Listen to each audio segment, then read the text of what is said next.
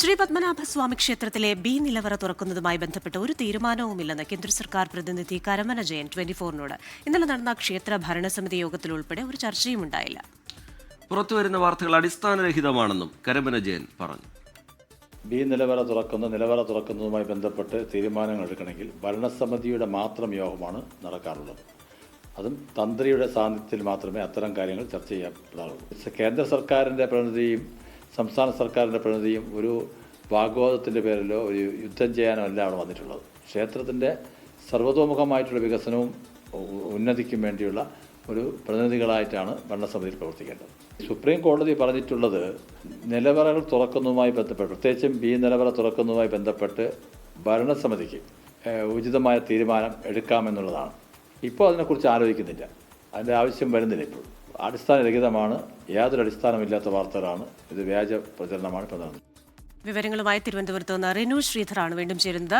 Rinu, good morning. ഈ ഭരണസമിതിയുടെയും ഉപസമിതിയുടെയും ഉപദേശക സമിതിയുടെയും ഒരു യോഗം, ആ യോഗത്തിൽ പ്രധാനമായും ചർച്ചയായത് ക്ഷേത്ര പുനരുദ്ധാരണവും ജീവനക്കാരുടെ സേവന വേതന വ്യവസ്ഥകളുമൊക്കെയാണ്. പക്ഷേ ആ യോഗത്തിൽ സംസ്ഥാന സർക്കാരിന്റെ പ്രതിനിധി ബി നിലവറ തുറക്കുന്നതിനെക്കുറിച്ച് ചർച്ച ചെയ്യണമെന്ന് ആവശ്യപ്പെട്ടുവെന്നായിരുന്നല്ലോ വാർത്തകൾ. ഇപ്പോൾ കേന്ദ്ര സർക്കാരിന്റെ പ്രതിനിധി അത് നിഷേധിക്കുകയും ചെയ്യുമ്പോൾ നമ്മൾ എന്താണ് മനസ്സിലാക്കേണ്ടത്? ക്രിസ്റ്റീന, റിജിത്ത്, എന്തായാലും ഇടവേളകൾക്ക് ശേഷം വീണ്ടും ശ്രീ പത്മനാഭസ്വാമി ക്ഷേത്രത്തിലെ ബി നിലവറയുമായി ബന്ധപ്പെട്ട വിഷയം ചർച്ചയായി ഉയരുകയാണ്. ഇന്നലെ നടന്ന ക്ഷേത്ര ഉപദേശക സമിതി ഭരണസമിതി സംയുക്ത യോഗത്തിലാണ് ഇത് സംബന്ധിച്ച ഒരു തീരുമാനം അല്ലെങ്കിൽ ഒരു ചർച്ച സർക്കാരിൻ്റെ പ്രതിനിധിയായിട്ടുള്ള അഡ്വക്കേറ്റ് വേലപ്പൻ നായർ ഉയർത്തിക്കൊണ്ടുവന്നത് എന്നുള്ളതാണ്. കുറച്ച് നാളുകൾക്ക് ശേഷമാണ് ഈ ഒരു ചർച്ച വീണ്ടും സജീവമാകുന്നത് എന്നുള്ളതാണ്. പക്ഷേ ഇപ്പോൾ കരമന ജയൻ തിരുവനന്തപുരം BJPയുടെ പ്രസിഡന്റ് കൂടിയാണ്. ഒപ്പം കേന്ദ്ര സർക്കാരിൻ്റെ അതായത് ശ്രീ പത്മനാഭസ്വാമി ക്ഷേത്രത്തിൻ്റെ ഭാരവാഹി കൂടിയാണ്, കേന്ദ്ര സർക്കാർ നിയോഗിച്ചിരിക്കുന്ന ആ ഒരാൾ കൂടിയാണ്. അദ്ദേഹം പറയുന്നത് ഇത്തരത്തിലുള്ളൊരു ചർച്ച ഉയർന്നു വന്നിട്ടില്ല.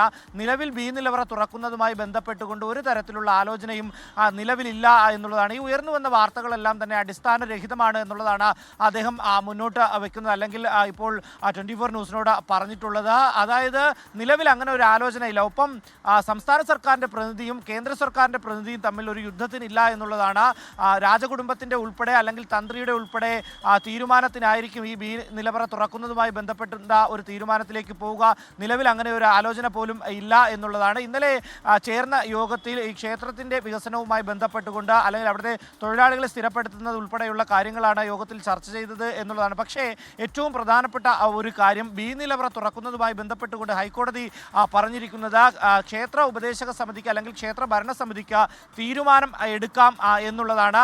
അത്തരത്തിലുള്ളൊരു തീരുമാനം ഏതെങ്കിലും തരത്തിൽ ഉണ്ടാകുമോ എന്നുള്ളതാണ് ഏറ്റവും പ്രധാനപ്പെട്ട ഒരു കാര്യം. കാരണം ഈ ഹൈക്കോടതിയുടെ നിർദ്ദേശപ്രകാരമാണ് സംസ്ഥാന സർക്കാരിൻ്റെ പ്രതിനിധി ഇത്തരം ഒരു ആവശ്യം മുന്നോട്ട് വെച്ചത് എന്നുള്ളതാണ് ഏറ്റവും പ്രധാനപ്പെട്ട ഒരു കാര്യം. നേരത്തെ ഒരു തവണ ഈ ബി നിലവറ തുറക്കാനൊക്കെ തന്നെ ശ്രമിക്കുമ്പോൾ ഈ എത്തിയ ജഡ്ജിൻ്റെ കാലുൾപ്പെടെ മുറിഞ്ഞ് ചോര വരുന്ന ഒരു സാഹചര്യവും അതുകൊണ്ട് തന്നെ ഇത് നിർത്തിവെക്കുന്ന ഒരു സാഹചര്യത്തിലൊക്കെ പോയിട്ടുണ്ട് എന്നുള്ളതാണ്.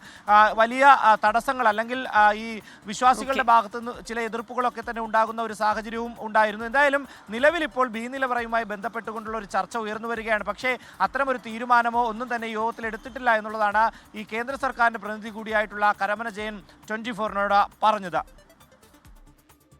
ശരി, റിനു ശ്രീധർ തിരുവനന്തപുരത്ത് നിന്ന് വിശദാംശങ്ങൾ പങ്കുവയ്ക്കുകയായിരുന്നു.